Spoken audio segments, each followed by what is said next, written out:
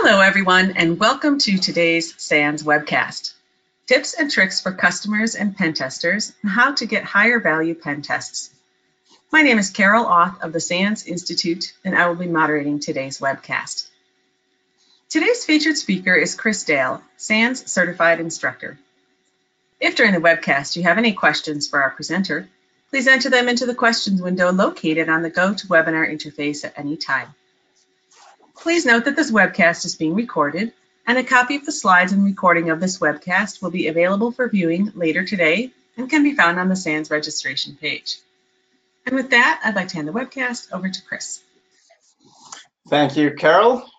Welcome, everyone. I'm happy to see so many have joined for a presentation on providing higher value penetration tests, whatever I mean with that, right? First of all, my name is Chris Dale. I'm an instructor for the SANS Institute, certified early this year, and I've been working with the SANS Institute for 4 to 5 years now. It's a lot of fun. I started out just being a regular geek, and I got into web development and programming and development in general, Java Enterprise. I was deep into enterprise Java beans and so on, moving into PHP and JavaScript. And all of a sudden, I always knew where I was heading. I wanted to be a hacker. And I was thinking, like, development, that's kind of the place where I need to be in order to become the best hacker, which was the dream, of course. However, I was recruited into IT operations. At first, I said, thank you, no thanks, because why would I change from being a developer into IT operations? And then I thought about it. Look, if you can work within IT operations, you can get more understanding of the middleware, more understanding of the network stack, of everything around you. That's going to make you an even better hacker, even a better security professional. So I decided to jump ship into IT operations, and ever since I've been like climbing this career ladder all the way into being a CISO. And as a CISO, I was working as a CISO for about 3 years. I didn't love it, but it was interesting to see it from the management side, the business side of things, and see how hard it can be to change politics, to change the organization so that it can fix itself without you actually going hands on keyboard to fix things, and so on. So when I was working within all of these different roles, I was doing penetration testing. I was working and managing penetration tests. As I was a CISO, I would have to procure third-party pen tests, and I always felt dissatisfied. In fact, I felt that, so that's the reason of this talk. I felt that there's some bad things when it comes to how we receive a pen test. I didn't feel that we did it correctly. I didn't feel confident in the tests that I was receiving. I always felt that there was some of the organization that was still left unsecure.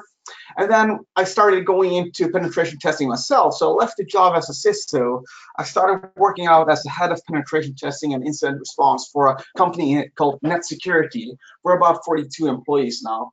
And I understood that while giving a pen test as well, there's a couple of hurdles and a couple of challenges that we need to overcome, that I wanted to overcome to make it better, not only for the pen testers, but also for the clients. So that is the reason for this talk. I want clients to be able to challenge pen testers to receive higher value pen tests. And also I want pen testers to be able to think differently about things and allow us to basically provide higher value pen tests. So first off, let's start out with the challenges. Some challenges, for example, as a client, while receiving a penetration test, what is the scope of the pen test? So you might be thinking right now, you might not be a pen tester. You're sitting there as a client, you want to procure a pen test. You have some ideas. Oh, yeah, you want to have this tested, you want to have this tested. But the problem is you don't know your full attack surface. Why? Because you don't know how hackers operate. You are not there in their minds on how they would break into your organization. And just think of concepts such as shadow IT, for example. So you're not in the position to tell the pen testers necessarily, this is what I want you to test, because here is where the bad guys are going to break in. You don't necessarily know where the bad guys are going to break in. And also what I've seen is that a lot of my clients, at least in the beginning, when I didn't change up things, they wanted to have a single application tested. So they had like this new protocol, this new product, this new box, this new so-and-so, and they wanted to have this function tested. They wanted to have this API tested. And I might go, but that's not where I'm going to break in. Like, I'm going to steal your source code over here, and then once I have your source code, I'm going to figure out a way to break into that application.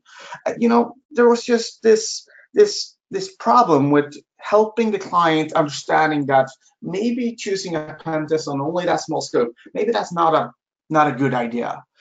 So as a provider, we saw that, hey, there's the same question again. What is the scope of the pen tests? How do we find out? And I know that you go into discussions with the clients, and you might have some meetings, you have some scoping meetings, and you might agree on a scope to test on. So you can influence the client. You can tell them, look, you should have this bigger scope and so on. But that's going to increase the scope. That's going to increase its costs. That's not necessarily going to be easy as well, because you don't know the scope. You don't know how many assets there are, because these things we'll cover later. They're covered in reconnaissance and discovery and scanning and so. So you're there talking about a scope that can be as big as an elephant or as small as a little snake. You don't necessarily know yet. And still, we're talking about the client to get the client to invest. We're talking about budgets, and we have no idea the scope of things. So this is a problem that we need to fix. And we want in a penetration test for the clients to choose a more real world scenario. So we want to talk them away from just choosing this individual application to be pen tested and so on. Very often as well, what I've seen happening over and over and over is that you start your pen testing, and all of a sudden there's this huge detonation of assets that you see. Like, there's this explosion of new attack surface, and I have a pen tester coming after me and say, Chris or boss, look, we just have 20 more assets that we should include in scope, because look at this server, it's old. Look at this server, it's like filled with SQL injection error messages, for example, or error messages from database, and we want to include them. We go back to the client saying, hey, look at all these assets we found. We need to expand the scope. And you think the client is happy about that? The client is not happy that we just discovered 20 new assets. They're actually pissed off, most likely, because, oh, wow, this will increase the cost of the penetration test even more. So I wanted to fix these things as a client and as a provider. I wanted to get a better way to deliver pen tests, and also ask for pen tests that are more reliable and easier to foresee how much cost they would have. So if we take a look at the high-level penetration testing methodology, which is more or less something like this. We see that we should start off with a reconnaissance, we should then move into discovery and scanning, and then we do our exploitation and verification. And along these lines here, we might learn something new about the environment, and we can start over with the new reconnaissance phase, discovery and scanning, and so on. And we can keep this going. This is where most companies start out today. So the testers will do some reconnaissance, they will scan and discover on the assets that they discover, and then they start doing exploitation. And it's not necessarily the best idea. The thing is, attackers these days very often get in through the road less traveled. That means if they can find systems that have not been visited by other pen testers or bug bounty or APTs or hackers in general, those systems that are not frequently visited, that are hard to reach, hard to find, those things are where it's the easiest to break in. Those places have the most vulnerabilities. And we have a saying in Netsecurity that, look, the reconnaissance phase is the most important phase of our pen testing endeavors, and it is the one phase that will determine how successful we are in our pen test endeavors. So having the best recon, you can find these roads less traveled. You can find things that should be of interest to the penetration testers. And we do this by just having a really good reconnaissance phase with word lists and processes and so on. So this is where I'm going to move into what I want to change. And the thing is that we got to change how most companies have been doing this for like 15 years. I just love this image. I've actually blurred it out for the sake of the audience. But what the beef is security, how to ignore it and deliver it to your projects. I think that we have a lot of things to go on within security. There's a lot of things that we're allowed to change in terms of how we perceive security, how to fix things and make things better. Because we've had all of these years on us, like 15, 20 years on us. And I don't think we've done the best job in securing our environments for clients and ourselves and so on.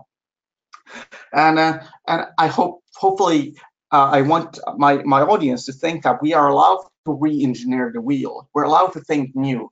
So, for example, while talking defensive solutions or even offensive solutions, we could maybe think of things in a more purple color. So while, for example, simulating attacks, we could give accesses to the insight, we could get lists of users and more crystal box testing and so on.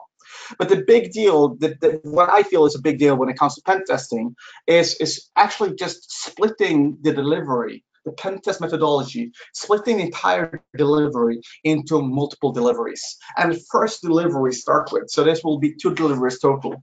The first delivery we start with is the recon and discovery and scanning phase.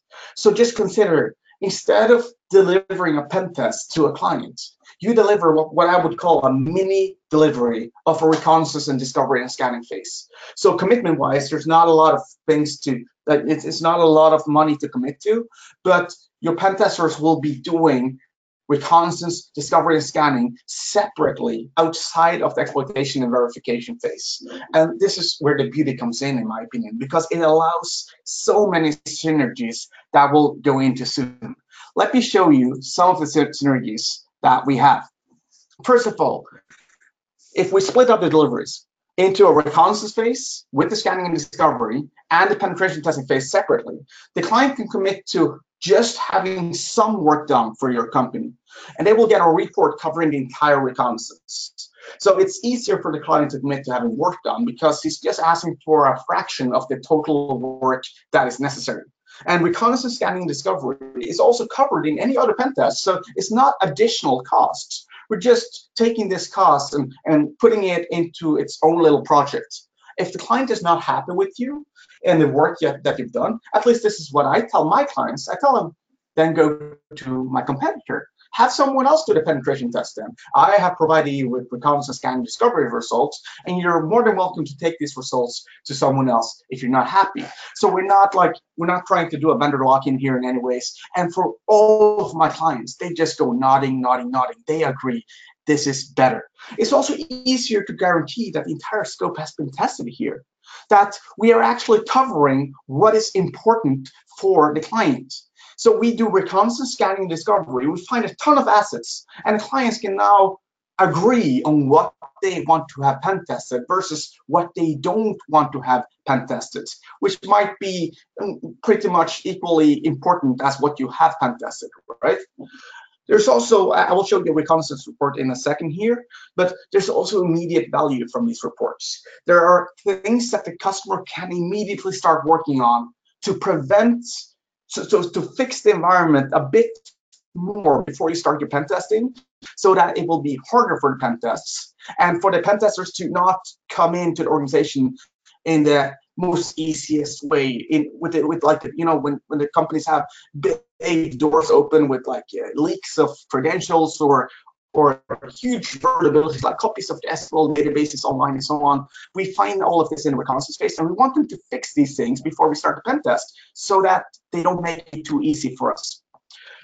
Also, the customer gets a third-party understanding of their attack surface, which is incredibly important because many companies, I won't say all companies, but most companies, they don't fully understand what their attack surface is. As we'll see in our report, you might be surprised too at what we're looking for when we're targeting organizations, and especially clients. They don't necessarily know and understand where the possible avenues of attack are, and now they kind of get a better insight into what they need to guard, what they need to patch, keep updated, and so on. And also, just as a penetration tester, oh wow, it's just so much easier to get the work done. Like, you know, there's not going to be huge scope creeps. You know that there's most likely not going to be big surprises on the work that you're going to do. Most likely, And also you have a scope, like a time that you can work on each individual solution. It's just, frankly, it's just so much easier being a pen tester when the scope has been defined in advance. So let's take a look at a reconnaissance report that I have for you. This is just a free sample, but I wanted to show you what it looks like, more or less what we deliver to our clients. So there should be a Word document open on your screens right now. You can see that I've tagged this as confidential. It's very important for the clients and for me to communicate to the clients that, look, we are treating your data confidential here.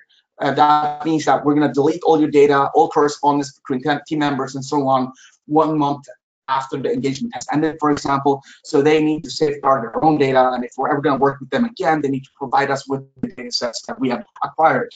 So that is, of course, important, having this front page saying that this is confidential. We have a table of contents. We have a small executive summary. We don't put a lot of effort in this executive summary in contrast to the actual penetration test report executive summary. In a reconnaissance summary, we might be inclined to say that, hey, we found so and so interesting things. We found these vulnerabilities just by looking at your organization.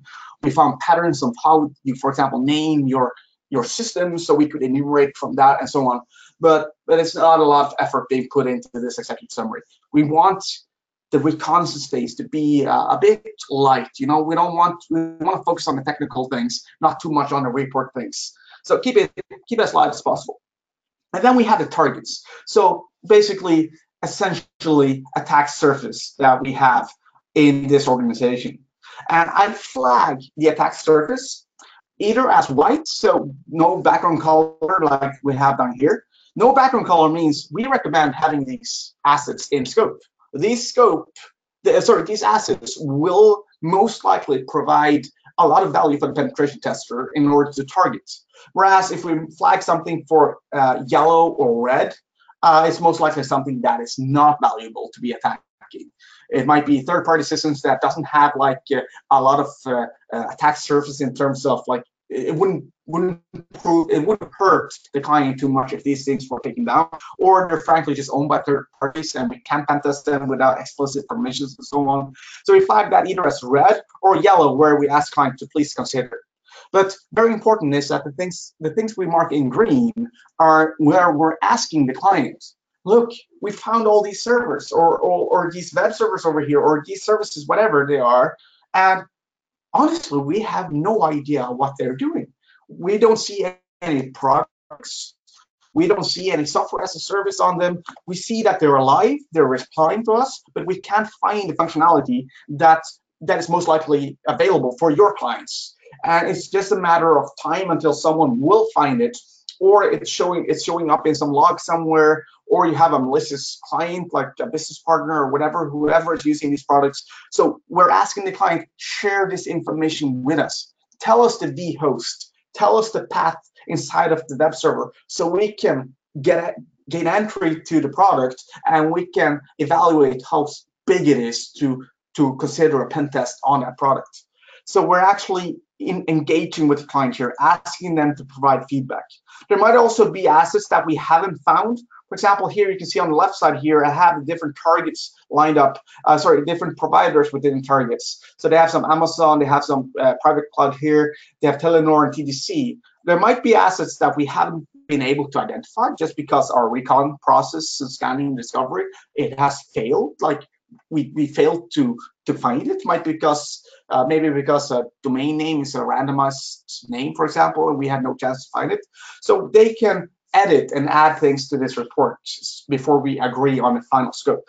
So basically, this is what we give them. We give them an overview of things we find, all the name servers, all the IP addresses, with comments as well. And on our side, we have the size of these targets. So for example, the main web pages, we will say, is this a microscopic, small, medium, large, gigantic type of scope going through all of these domains on this target website. I'll show you more on this too. So here we have some Telenor stuff that might be, there's no response on host discovery. So most likely these are DNS entries that are no longer online, for example, but it might be online. Maybe there's an IP address whitelist, and we want to have the client to add us to the whitelist so that we can pen test this as if, for example, their clients. So say they have a whitelist to a client, Only that client is allowed to talk to this web5example.com or dnso5.example.com. But what if that client gets infected with malware, or they have an insider, someone who's hacking back into my client? That's a risk. So I always tell my clients, consider adding this to the scope and adding us to the whitelist so we can simulate that your client is actually malicious. And we don't do that full-on advanced persistent threat hacking then. We're kind of simulating malware infections, and we're looking for low-hanging fruits. So by default, we set the scope to be a little bit lower to ease up on the commitments that clients have to spend as well. We have some Amazon stuff here and so on. Then we have some aggregated information in terms of all the domains that we found. We also naturally find domains that have typos in them, espionage domains, or domains that have been stolen, or frankly just hostile websites that are out there representing my client's information. As an example, on many occasions we've found phishing sites that are they're set up to provide phishing and targeted phishing against this domain. But one time I found one of my clients. We found that their domain and their logo and their information was represented on someone's website, and they had the Nazi symbol on top of the logo. And that's something that if they didn't deal with that, it could have been something that could have had a negative impact on the company.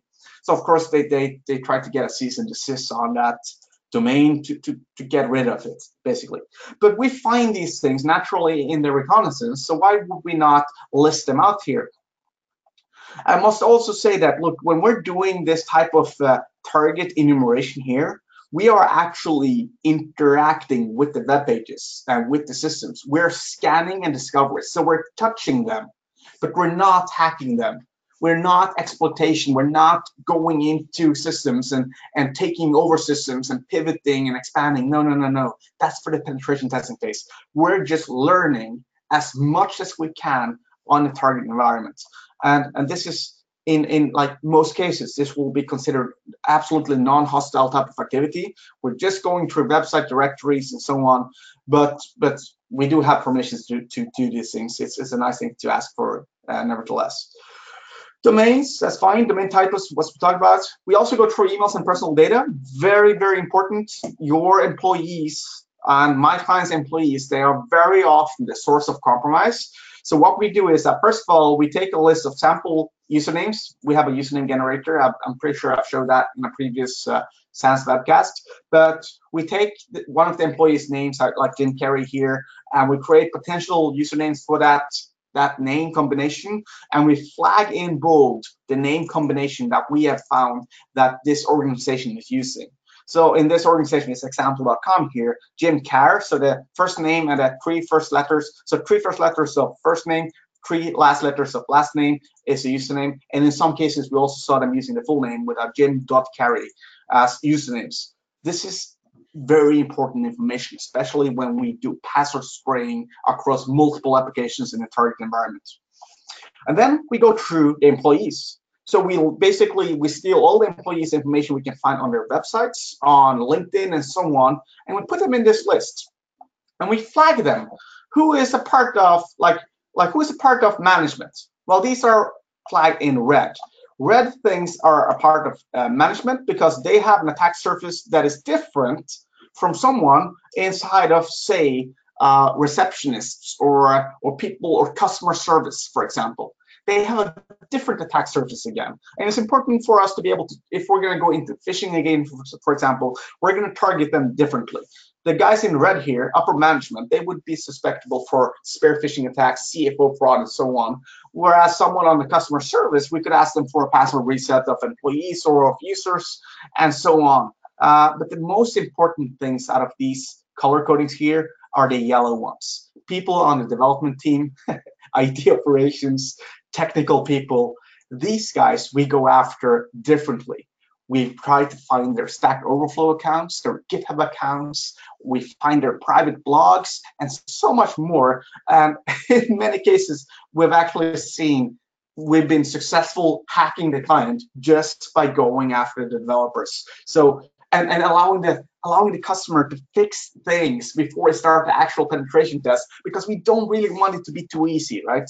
So these guys in yellow here are very important to mark down, and we can target individually. Other things of great interest is email addresses that are shared, like contact at, sales at, support at, and so on. Because you're probably going to be embarrassed when I say this, but in many companies, the passwords for these accounts are very easy to guess, because they should be easy to remember across multiple employees. And you might be thinking to yourself, oh yeah, I remember that email address that we had, sales at something, and the password was the company name 123, for example.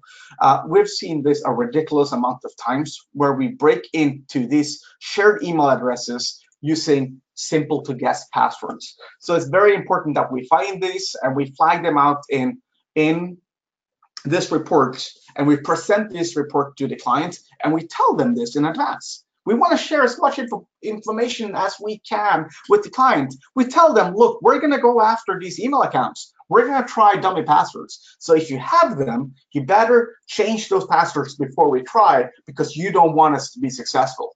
You want us to be able to focus on different things and have a better understanding of the attack surface and the full-on vulnerabilities of the attack surface that you have.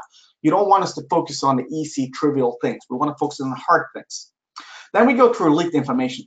So I talked about this in my passwords webcast talk before, but we have a database of 4.5 billion usernames and passwords. It's a private database where we have passwords in clear text. So we go after the employees in organization, and we see, do we have any of the organization's users clear text passwords? Naturally, that will be important. That's what a black hat attacker is going to do. So obviously, we got to do it as well. But we don't stop there. For example, Michael Curry here, we don't just go after Michael Curry at example.com. If she's a developer or IT operations, we also go after her private emails. So we check to see if there's any Michael Curry, Gmail, and so on, to see if we can find potential passwords to try logging onto their organization with. There's no problem having false positives here. Having too many passwords is not a problem, okay? Social media accounts as well, very important. These pose a direct and significant risk against many companies today. If there's something that will cause the stock index or the value of your company to drop, it is when your Twitter account has been hijacked and it's spewing out things that you don't want it to be spewing out. So we actually go after the social media accounts in our exploitation activities. We check for very weak passwords, for example. We also check for leaks, and we check to see if the password reset function might be revealing information to us that we can abuse in one way or another. Mobile applications as well, very important to go after. There's a lot of attack surfaces in mobile applications today, especially when we consider how many of these mobile applications have links up to APIs, where they're polling for information, updating information, and so on. And it just seems like developers it's kind of like they're 5 years behind in time when it comes to creating secure mobile applications, unfortunately. So this is very important for the clients to consider having a pen test on. Even though it will probably expand the scope of the pen test a bit more, it's very important for the client to have an understanding that, look, mobile applications also pose a threat to us. They might forget these things. And then finally, we go through potential confidential information, like anything that we find that should be fixed before we start engagement, we list it down here so that the customer has some immediate value. I mean, we find these things, after all, automatically, not automatically only, but in our reconnaissance process, so why not include them, right? For example, we had one client who was very diligent, or they felt that it was important that none of the board of directors' signatures, like the handwritten signature, was available online. So that was something that we were discovering for them in our reconnaissance space, so that they could fix that moving into a more secure organization. So the reconnaissance, yes, it's a really good idea. There's a lot of benefits in doing this, but you have to scope the reconnaissance. and luckily though, that is more important. That is easier than it is to scope a penetration test. Okay, So scoping the recon, I have it on the next slide, so we'll talk more about it then. When we create this recon report, we scope each asset as well and how much time we estimate that we will use in targeting these assets. We target them, we categorize them in either microscopical, small, medium, or large assets, and then we have some specific times on how many of the microscopics we can do per day, for example, or per hour, and so on. And from this, we can produce either a very precise estimate on how much time we're going to spend in the pen test, or like we do in Netsecurity, we give the client a fixed price on the engagement, and we just say this will guarantee you that everything you select in your scope will be tested to the fullest. Keep in mind that although we guarantee that we're going to cover the entire scope that you have selected, we cannot guarantee that we will cover the scope after you log into a solution. So say, for example, we successfully log into some software as a service.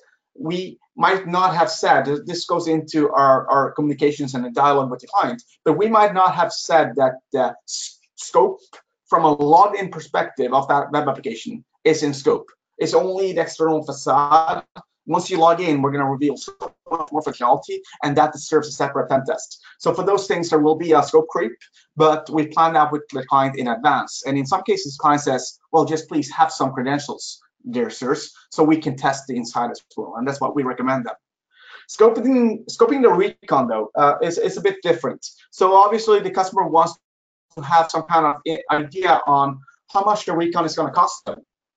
So what we do is that we, without any cost, with very little effort, we have a way to qualitatively say if the organization is a medium-sized organization, is it small, is it micro, large, or if it's just too big to even consider how much time that we're going to spend doing reconnaissance on here. So we have values. We have fixed values to each of these categories here of micro, small, medium, large. But when a client is too big for us to properly evaluate how much time we're going to spend on reconnaissance, we say that we need to do a pre-recon, meaning that we just go after the target organization in terms of how many companies do they have, what's their general footprint, and so on, to give us some idea. Then the pre-recon, in some cases, we do it for free, and in some cases, we actually have the client pay like a symbolic sum to allow us to actually scope them out a bit better. But keep in mind that we have a dialogue with the customer, so we don't hesitate asking them, saying, hey, how many companies do you have? How many assets do you think that you have, and so on, and have them reveal this information to us in advance. What makes us stronger as a penetration tester, that is, what makes a penetration tester also makes a target company stronger. We're working on the same side, and we're not working against each other. I did have this client once that just said, we don't want to give you any information because we don't want you to find anything. And I'm thinking to myself, and I also told the client, you don't want us to find anything? Well, neither do we. But if we find something, it's to your benefit, so you can fix it and prioritize and not have like this bad guy find it and actually exploit it with like a criminal intent. So we should be working together, especially when scoping the recon as much as possible. Looking through emails and usernames, and there's just so much value inside of usernames and email addresses, because so many of our employees pick weak passwords. And password spraying, when we get into exploitation, it is very important. It's a very important activity to do, because a lot of the incidents that we work with are actually due to password spraying, especially the incidents that we have in Azure, where we're seeing RDP being password sprayed, and they then deliver ransomware on top of that RDP instance once they got the password correctly. So getting lists of emails, getting lists of usernames and employees is very important, alongside with shared email addresses, like we covered in the report. Getting usernames is easy. We do grab them off LinkedIn, and then we generate usernames, and we look for leaks even through the private accounts. This is what I talked about in the reconnaissance report. When we go through the leaked accounts, here we have an example of our database. This time, the database at this screenshot, it was only at 3 billion. But you can see that when I look up, for example, example.com, I have about 142,000 hits of username and password combinations in clear text. If I look up SANS.org, for example, I have 90 hits, but I'm not going to show you those passwords because I'm pretty sure that's a good way to get fired from SANS if I leak anyone's passwords here. That would not be good. Other things that we do. So we might discover a plethora of 404 pages, so page not found, splash pages like the one you see in the image here. We might see a 403, no access, like access denied type of thing. We also enumerate these in terms of reconnaissance, scanning, discovery.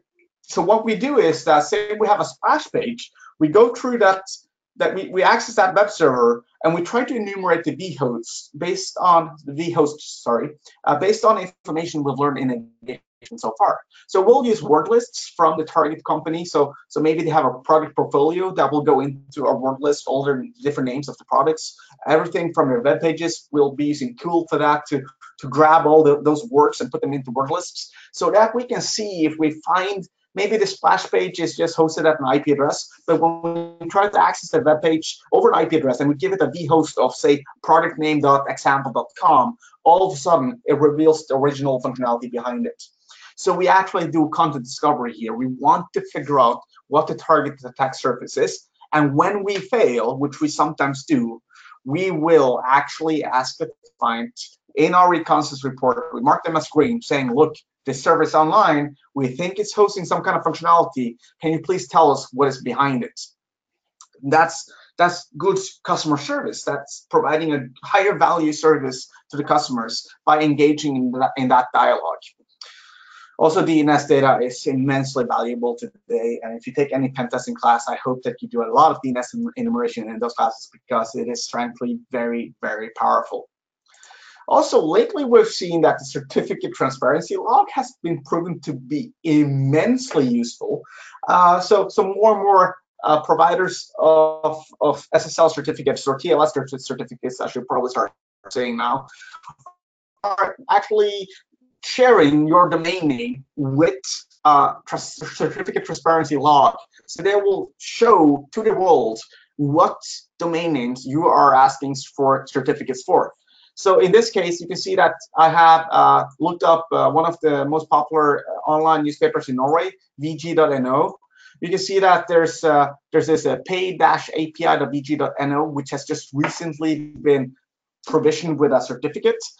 And how, just as out of curiosity, how many vulnerabilities do you think a new service that might just be temporarily online, like a test or staging, how many vulnerabilities do you think it has compared to something that has been in production for years and years?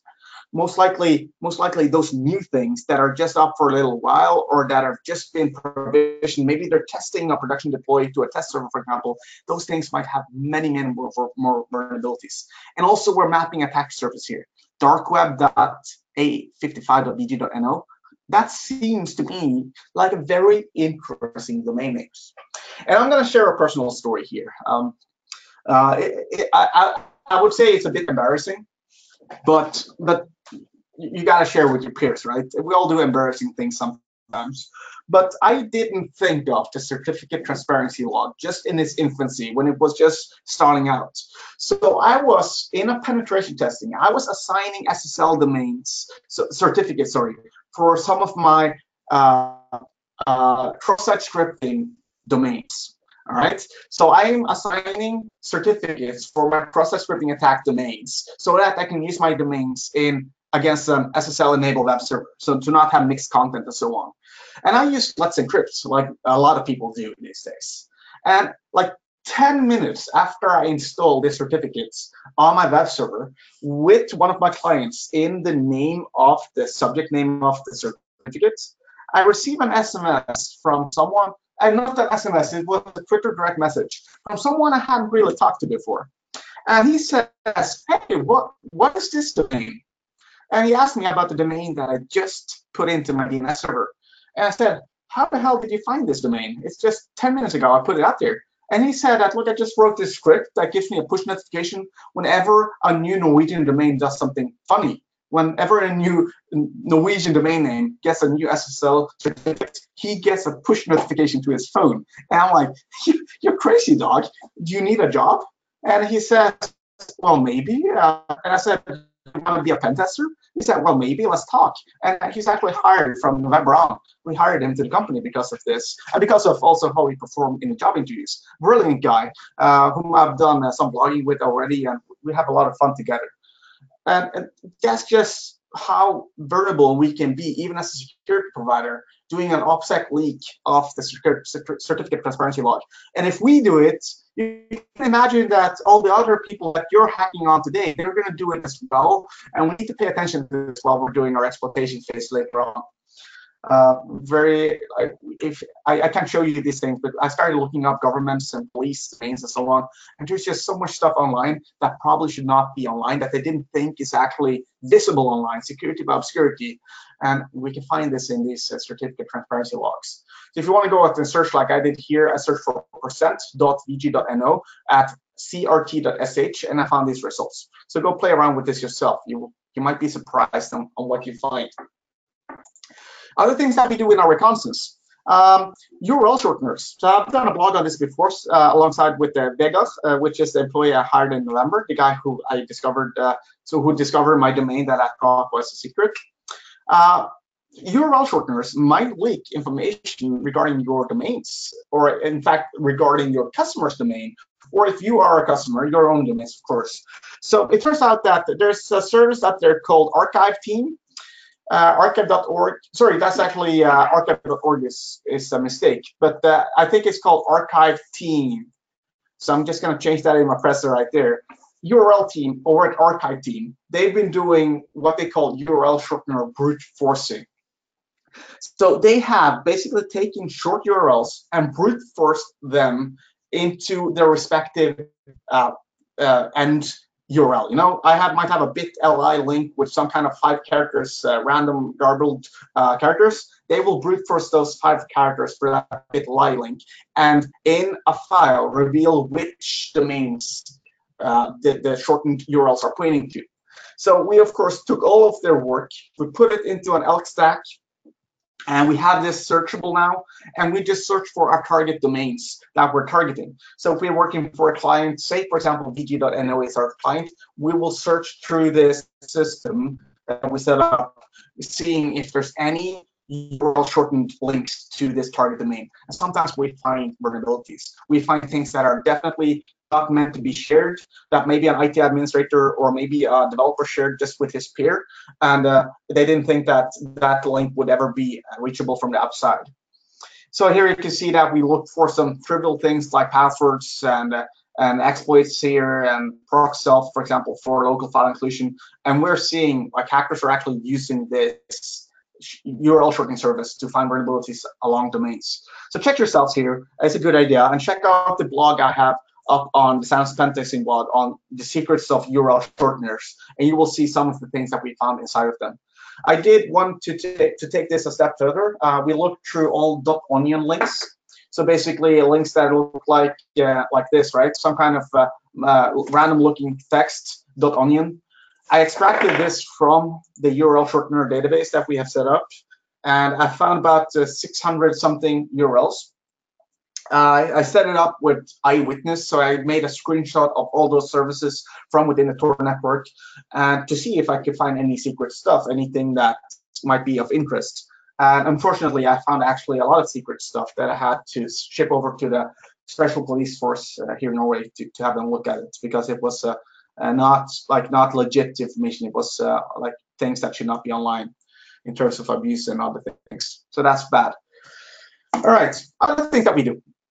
Reverse image searching can be very useful in a reconnaissance space. So when we try to map out the target attack surface, well, we take their logos, we take their product names and so on, and their pictures even, and we check to see which other sites embed these images. So here you can see a Google reverse image search. We're looking for the Netsecurity logo across other sites, and we might be lucky to find something. We can also use TI for this and so on. It's proved to be quite useful. We can also hunt for code repositories. Technical information based on who we have flagged is a part of the development team, IT operations, and so on.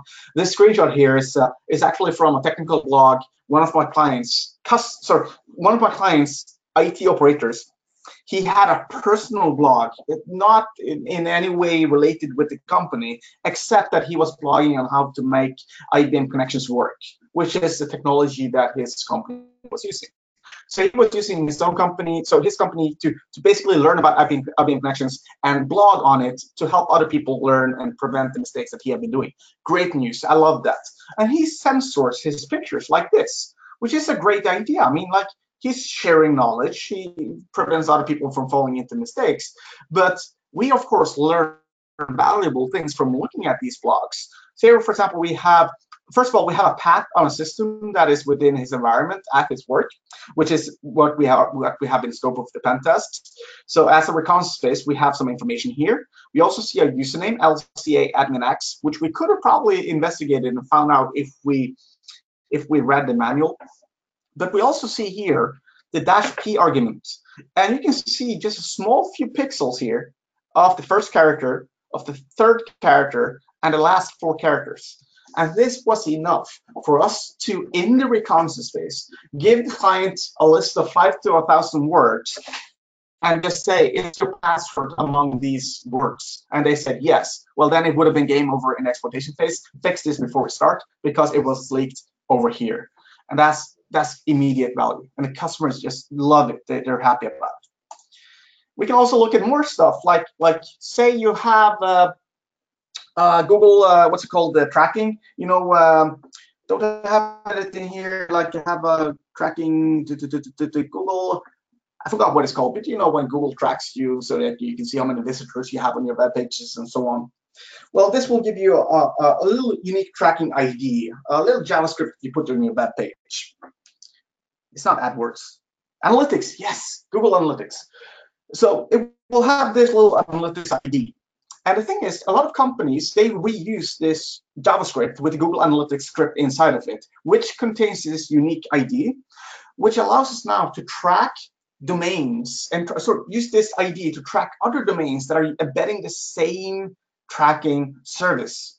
And this is very useful because sometimes we find assets that belong to the client that posts a direct attack surface that doesn't necessarily have anything to do with the name of the company, or otherwise it doesn't look like it's affiliated, but because it's using the same tracking code, we can actually pinpoint it to the target environment, and we can maybe conclude it to be in scope. So that's nice. And when it comes to mobile applications, oh wow, we just go through the App Store, we go through Play Store, we go through all of these links here, and we check to see if we can find any mobile applications that has been developed by or for the client, because very often these have vulnerabilities, as I said earlier. And that ranks us into about 45 minutes of presentation. So I would like to say thank you. Here's my Twitter handle. You can add me on LinkedIn. Please do say where you found me on LinkedIn so I know you were coming from the webcast. Also, let me know if you like the webcast or not.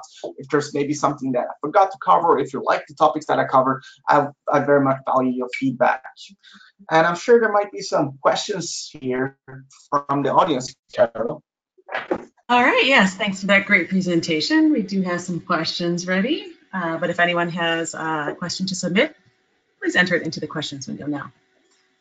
Our first question is, what are your thoughts on customers giving credentialed access to their environment and then a tester using those credentials to sniff network traffic and then manipulate traffic, etc.?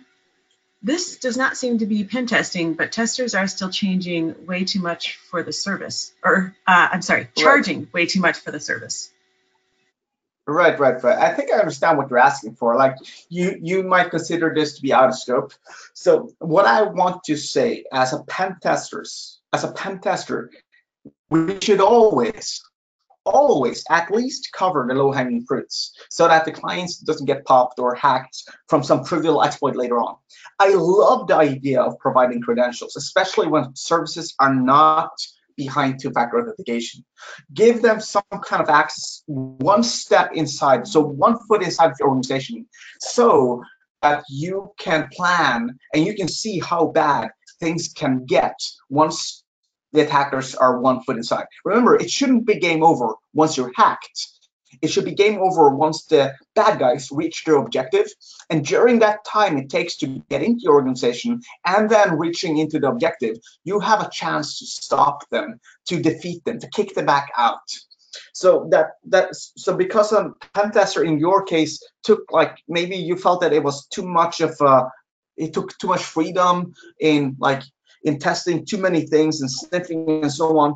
Well, I would at least, I wouldn't necessarily blame it on the pen tester unless he didn't test the entire scope, and unless you feel that he spent too much time. So the nice thing about doing a fixed pricing engagement is that our testers can spend as much time as they want to. They might be curious. By nature, pen testers and incident responders are curious. I'm only hiring curious people. So when we give a fixed pricing engagement, they can go play around as many hours as they want to. It just reduces the value from our side of the pen test and increases it for the client. But in some cases, we do have rabbit holes that the pen tester want to go through, even spending his own private time trying to provide vulnerabilities for the clients. And I love that idea. However, as you said, that you feel that they're spending too much on insignificant things or irrelevant things or things that would be too advanced, perhaps spending too much money on things that wouldn't be relevant. I do hear what you're saying, and I would instead then consider a fixed pricing of a scope instead, and not have them be able to spend hours and hours on things that you don't feel relevant. All right, thanks, Chris. This next question says, what are your thoughts on presenting a threat model to the customer in the final report? And then a couple questions down, the same asker said AdSense. So I'm not sure if they're related questions. Yeah, AdSense, it was Google Analytics, but AdSense could also be used for tracking, I'm sure. So the question was, in terms of providing a threat model, so here's my honest idea. I want it to be easy for deeply technical penetration testers to create a highly valuable report.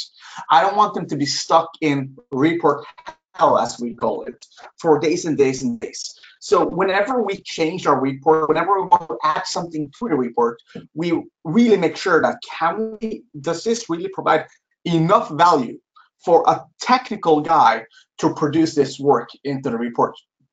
If you have someone who can create a good threat model, easy, fast, efficient, and add it to the report in advance, or sorry, in after the pen test, that provides value. But I know that some pen testers, they're not good with threat modeling. They're good with breaking into stuff and understanding technical concepts, not necessarily putting things into boxes and drawing arrows.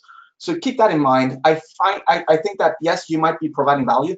Just make sure that it doesn't cost too much for your staff, right? So it doesn't become a hassle and an annoyance to make it work. Thank you. Thanks, Chris. Someone asks, why would you give them a heads up on changing the passwords? A hacker will not do that. Yeah, we do actually give them a heads up. So we tell them in a reconnaissance report that, hey, all of these users have leaks in them, and we share the first 2 characters of the passwords so that the users can go and say, aha, yeah, this must be my old password, I have already changed it, or so that they can change it in advance of the pen test. We don't want it to be easy. We don't want easy pen tests. That's when pen testing gets boring. You kind of repeat yourself over and over. You get in with the same ways over and over. We want to be challenged. We want to be having to spend time in functionality and deeply technical problems instead of breaking in on trivial ways even, sorry. So the more we can get the customer to fix and understand before we start, the better. All right, thank you, Chris. When doing a pen test, do you get pushback on working on production systems versus development systems? Right. So that's a very common dialogue that we have with our clients. So we do prefer to work in production, even though it has a greater risk to, for example, affecting availability and so on. I must say, though, we do monitor our tools. We do make our attacks as least intrusive as possible. But production would obviously be the best place to work because that's the real environment. That's the one that poses the actual risk. And in production, as you know, like developers and IT operators and so on, they make changes to production that are not in necessarily test staging or a clean environment that they booted up just to view. So I do like testing in production, although it comes with a risk. Taking it down, for example, downtime. Tell the clients that, look, yes, we want to test in production, and if something goes wrong, at least it happens controllably, right? It happens inside of a controlled test. Now we know why it went down. We can better get an idea of what to fix, so it doesn't go down uncontrollably later when a real attacker comes in and tries to hack you. Real attackers, they don't care if they're working in test or production, they just want to get in. So just by having your environment, your production environment online today, you're probably going to receive daily attacks, and that's not controllable. So I would say go for production, but I'm sure you could argue with me on that. All right, thank you. Someone asks, as a percentage of your engagements, how many times have you performed a pen test and then discovered someone has already broken in? Yeah, not a lot of the percentages, luckily. It has happened, I can think of at least 2 times where it has happened, and we do about 50, 60 pen tests a year, and we're running off the fourth year now. So you can probably get the percentages out of that. But say out of 200 pen tests, we have 2 of them, so about 1% then, right? But not very often, luckily, but it does happen. It depends on the scope of the pen test also. One time we found it internally in our organization. We found keyloggers deployed already. And another time we found an external application already hosting a C99 shell on it. So a PHP backdoor shell. All right, thank you. How do you have a chance to do password cracking when most systems by default have a timeout session? Or do you find a way to get the hash? Yes. Good question. By the way, I just came up with there's 3 times where we actually found a pre-compromise. Another time was a WordPress blog, and it was hosting malware when we got there. So how do you do password cracking? So when I'm talking about trying to log in with users' passwords here, I'm not specifically talking about password cracking. I'm instead talking about password guessing, which is across a protocol over the network. I'm trying to log in. So there will be, in many cases, account lockouts. So we tune our attack to what we call password spraying attacks, where we only try 1 or 2, maybe 3, maybe 4 passwords at a time. So very slowly, only one or more few passwords across all the different users. And we do this, for example, every 30 minutes or every 60 minutes or so on. So for the entire engagements, we keep trying these possible passwords across all the users in the environment, and we see if we can break in. And this is what the motivated attackers are also doing today, to just maybe in 3 months' time, they get lucky with a user who has a username of summer 2018, for example, because the customer service reset that password into something stupid like that. You should check out my password talk. I did a SANS webcast. It's probably a few weeks ago now, but it's on YouTube. Check it out, where I demonstrate the effects of password guessing. And you can also get some ideas on how to prevent that with CAPTCHA, with two-factor authentication, and so on. But it is on YouTube, so do check that out. All right, thanks. How should I do a pen test of IoT, Internet of Things? Could you provide me with some main steps to defend IoT devices? Oh, yeah. When it comes to IoT, be very, very careful. I have seen IoT die just by sending SIM packets to them. So just by not even, like, you're almost not port scanning, you're just like breathing on the network, and there's instability and problems going on. So be very careful when doing this. Be very focused. It will take you more time, but it will definitely help you not affect the availability of things. So we should definitely pen test these things. I do think so. They should be in scope because they are a target for example, nation states and so on, and hackers in general. More and more of the components in ICS are now actually Ethernet enabled, so they do pose a direct attack surface. They will probably be under attack in some point in the future anyways. So they should be included in scope, but make sure that you have someone certified, someone who has worked with SCADA and industrial control systems before. Maybe they've taken some SANS training, for example, on these things, before you let them loose in such an environment. When it comes to defense, obviously there's going to be vendors out there that claim to be able to decode canvas protocols, modbus protocols, and have insights into attack surfaces and so on. And that's all good and fun. But the best advice I think I can give is at least maintain a strict segmentation regime going on, and as much as possible try to patch these things. So I would go with a zero trust architecture here, segmenting each individual system away from one another, and forcing the traffic to actually enter and leave a firewall, only allowing, for example, management to reach into that network zone and so on. Be on a very whitelist basis and control your traffic that way. And also very often I know that people claim they have air-gapped networks, and there's no way this network is reachable, so it's not something that we should consider to be having in a pen test. The problem here is that more and more equipment is actually being connected to the internet, either by mistakes or because of convenience or because the vendors directly ask them to do it, and they just comply to get production back on speed, for example. And also there's a new attack surface that is rising really rapidly, and it comes in form of 4G enabled devices. So you have a SIM card inside the device that when called up on a phone number, it will provide some kind of functionality for say a support unit, for example. And the devices at least needs to be hardened, and pen testing can help you do this today. Yeah. All right, well, that was our last question, and that's all the time we have for today. Thank you so much, Chris, for your great presentation, which helps bring this content to the SANS community. For our audience, we greatly appreciate you listening in. For a schedule of all upcoming and archived SANS webcasts, including this one, please visit sans.org/webcasts. Until next time, take care, and we hope to have you back again for the next SANS webcast.